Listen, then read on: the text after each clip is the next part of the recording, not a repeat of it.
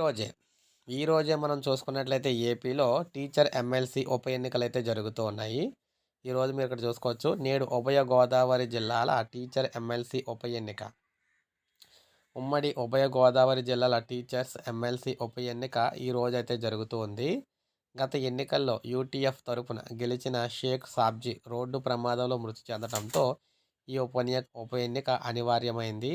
ఈ ఉప ఎన్నికల్లో 16,737 మంది టీచర్లు తమ ఓటు హక్కును వినియోగించుకోనున్నారు. 6 జిల్లాల పరిధిలో 116 పోలింగ్ కేంద్రాలను ఏర్పాటు చేశారు. ఉదయం 8 గంటల నుంచి సాయంత్రం 4 గంటల వరకు పోలింగ్ అయితే జరగనుంది. ఈ నెల 9న కాకినాడ జేఎన్టీయూలో కౌంటింగ్ అయితే చేపడతారు. 5గురు అభ్యర్థుల స్వతంత్రంగా బరిలో ఉండటంతో ఎన్నికల రసవత్తరంగా మారాయి. 5గురిలో ఇద్దరి మధ్య హోరాహోరీ పోటీ అయితే ఉంటుందని చెప్పేసి తెలుస్తూ ఉందన్నమాట. సో ఈ విధంగా ఎమ్మెల్సీ టీచర్స్ మనకి టీచర్స్ ఎమ్మెల్సీ ఉప ఎన్నిక అయితే జరుగుతుంది ఈరోజు పోలింగు.